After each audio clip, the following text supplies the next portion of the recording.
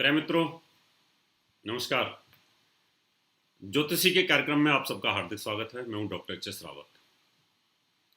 ज्योतिष मंच के इस प्रोग्राम में आज हम आपको जानकारी देंगे वास्तुशास्त्र की, कि आखिर वास्तुशास्त्र हमारे जीवन में कितना महत्व रखता है, इसका वैज्ञानिक आधार क्या है।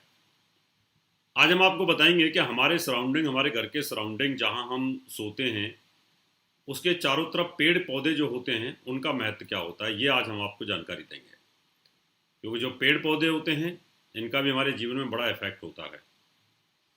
और कई पेड़ ऐसे होते हैं कि जिनके हमारी उल्टी दिशा में आने के कारण घर में अकाल मृत्यु हो जाती है। अब लोग कहेंगे कि पेड़ों से अकाल मृत्यु कैसे हो सकती है, ये तो सोचने वाली कोई बात ही नहीं है। लेकिन कभी कभी पीपल का पेड़, बरगद का पेड़, बड़े बड़े पेड़ ऐसे होते हैं कि जो घर के नज़दीक होते हैं, आंधी तूफान में उनकी डालियाँ टूटती हैं और गिर जाती हैं और आदमी एकदम मृत्यु को प्राप्त हो जाता है।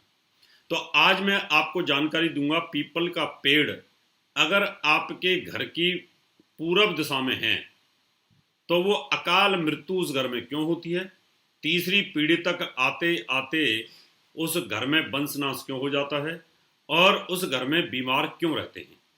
आज यही जानकारी आपको मैं दूंगा। अब मैं बताता हूं पीपल का पेड़। पीपल का पेड़ जो है सभी पेड़ों का राजा होता है।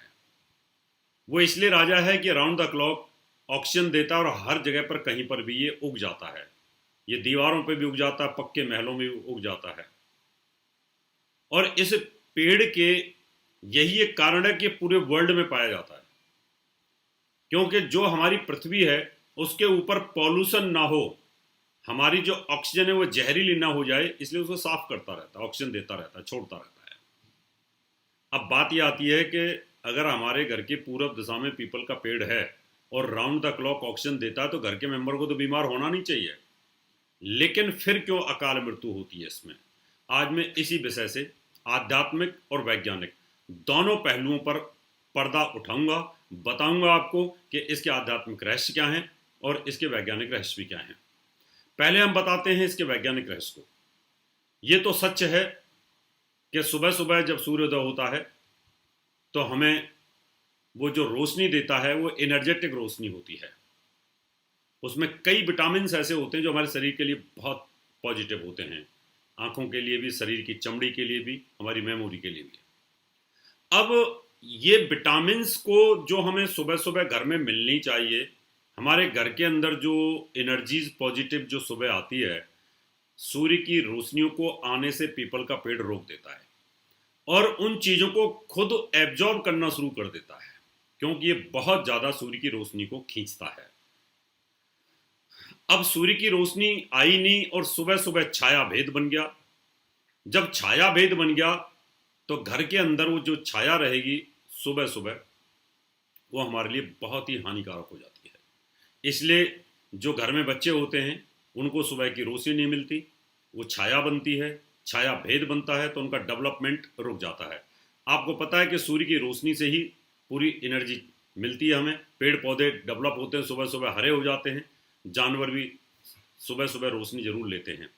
जल के जो जलचर हैं वो भी बाहर निकल करके किनारे पे आते हैं, मगरमच्छ वगैरह वगैरह, और वो भी अपने आप को धूप सेकते हैं। जिस घर के अंदर पीपल का पेड़ सामने हो जाएगा वो कहीं ना कहीं रोशनी को तो रोकेगा, और वो छाया भेद के कारण हमारी तीसरी पीढ़ी पर धीरे धीरे नपुंसकता आने के कारण, बीमारियां बढ़ने के कारण धीरे धीरे वो मकान बिक जाता है और वो मकान सक्सेस नहीं होता। ये इसका एक वैज्ञानिक आधार होता है। दूसरा इसका आध्यात्मिक आधार है। आध्यात्मिक आधार यह है कि हमारे यहाँ ये माना जाता है कि व्यक्ति की मृत्यु के बाद जो आत्मा जो रहती है वो 12 दिन तक अंतरिक्ष में भटकती है, और वो भटकते भटकते कहीं नज़दीक अगर पीपल का पेड़ कोई होता है उस पर वो वास करने लग जाती है, और 12 दिन तक भूख और प्यास भी लगती है। इसलिए व्यक्ति की मृत्यु के बाद में 12 दिन तक पीपल के पेड़ के ऊपर एक मटका रख के उसमें रोजाना पानी सुबह सुबह डाला जाता है कि अगर उनको प्यास लगे उन आत्मा को तो पानी पी सकें।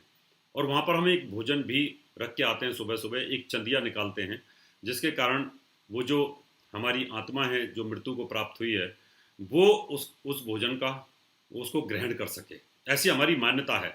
अब इसको हम दिखा नहीं सकते, लेकिन ये पराविज्ञान का विषय है और बहुत सारे जिन लोगों को पुनर्जन्म याद है वो इन चीज़ों को बताते हैं कि ऐसा होता है।